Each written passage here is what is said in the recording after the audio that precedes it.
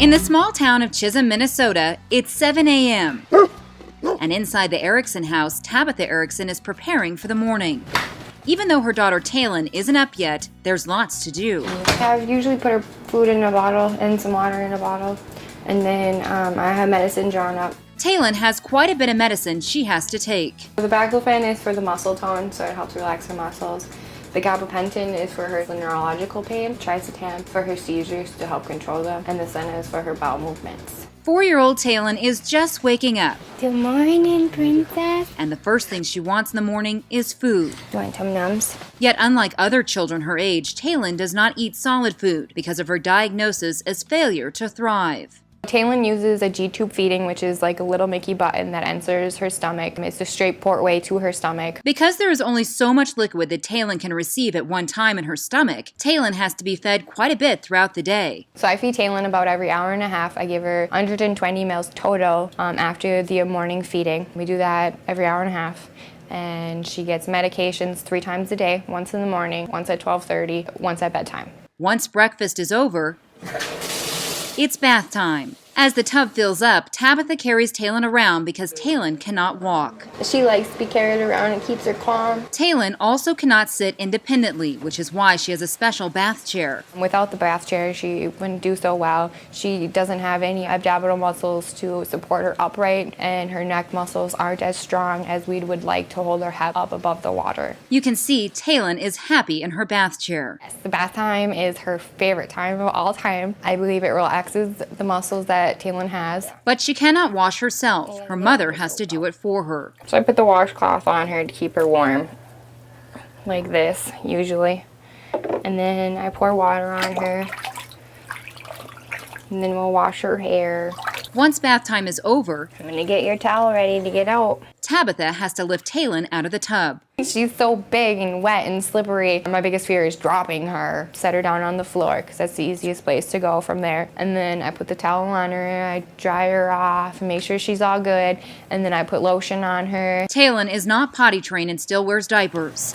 And at 4 years old, Talon is still dependent in all activities of daily living. Even dressing is a challenge. Ready? Let's stand up. Because Talon is unable to stand up on her own, she relies on her mom to do all the work. It's still 100% pretty much held by me.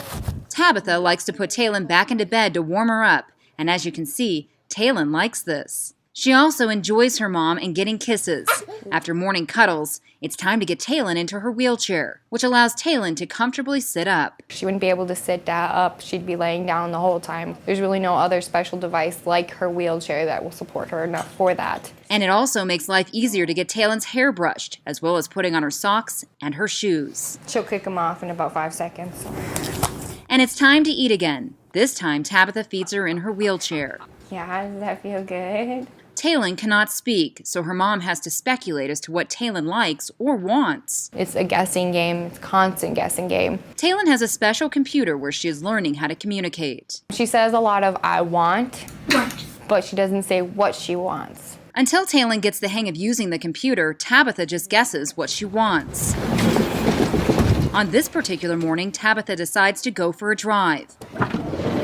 Getting Talon into the car is a struggle because Tabitha has to lift her in order to get her into her car seat.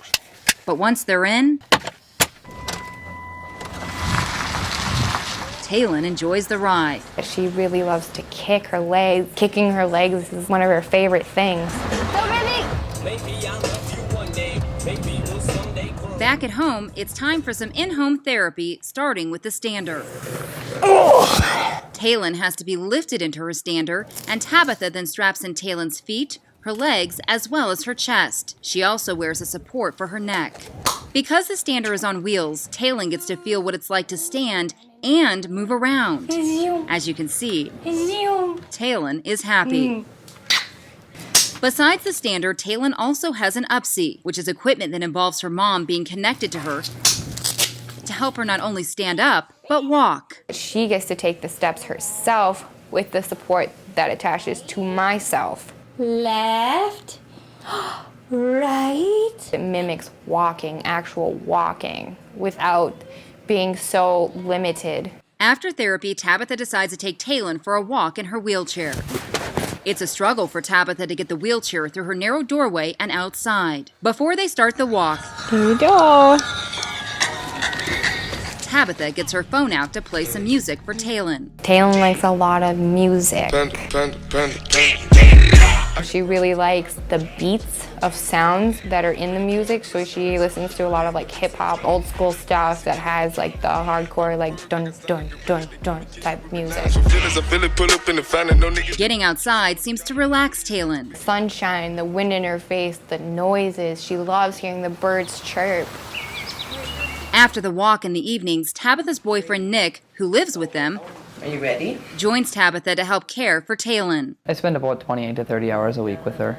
One of their favorite things to do together is hang out in a hammock and read books. Little bits of skin were peeling from my toes. But she really likes Nick. She kind of took a liking to him. It's very clear to see. Nick spending time with Talon allows Tabitha to get a break. There's still everything else in life going on where Tabby's got to do her own laundry, she's got to do dishes and food, which is all normal stuff until you've got a kid that's like Talon. She is a very high needs child, so she takes a lot of time. She needs a lot of attention. And what makes this even more difficult for Tabitha is that life didn't have to be this way for little Talon.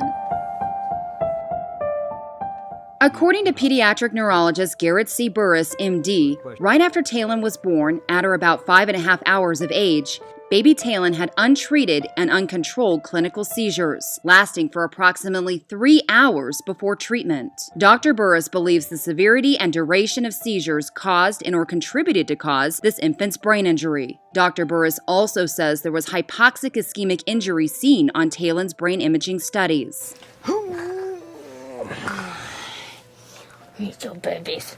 The long-term consequences of Talon's brain injury, according to Dr. Burris, include spastic quadriplegia, which is the loss of the use of the whole body. She doesn't sit up on her own. She doesn't walk. She doesn't talk. She can barely move her hands to where she wants them. Which is why Talon requires full assistance at all times. Yeah, she can't even give you half support. You have to do the full support of her. Talon's epilepsy and requirement for gastrostomy tube feedings are also, according to Dr. Burris, consequences of Talon's brain injury. Being Talon's mom is very nerve-wracking. There's so many things that I have to learn every day just to kind of get a sense of like what's going on with her. All the special equipment, everything's so time-consuming, and then the fact that she can't tell me what's going on. She doesn't have any of that communication. And according to Dr. Burris, Talon's neurological injury is permanent, and it is improbable that there will be meaningful neurological improvement. It breaks your heart every day to have to see your child struggle. And because Talon requires so much one-on-one care, it leaves Tabitha little time to do anything else. You don't get to take care of yourself. You're lucky if I even get to shower. There is no time for me. Talon's father passed away a few years ago, leaving Tabitha to care for Talon with little help. Yes, Nick's there, but he also isn't her dad, so he doesn't have to have this responsibility. He's not obligated. He does it because he wants to, or he sees me struggling. He knows I need help. When I come in, I can see that Tabby needs help, that things need to be done, that she can't do it all on her own. Caring for Talon never stops.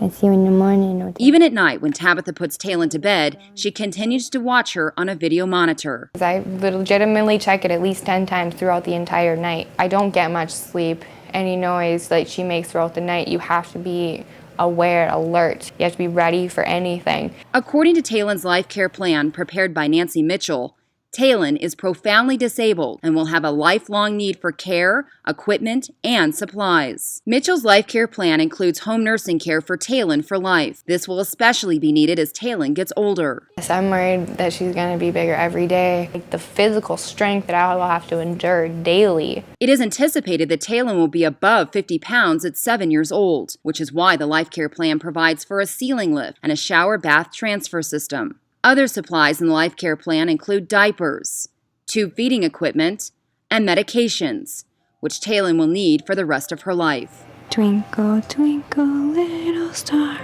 how I wonder what you are. It is clear that Tabitha loves Talon. Yet what is so heartbreaking for Tabitha is knowing that life could have been very different for little Talon. It was preventable. I could have been able to be called mommy. I could have gotten the I love yous, the hugs, the kisses. But I don't get that. And it's tough. She doesn't deserve it.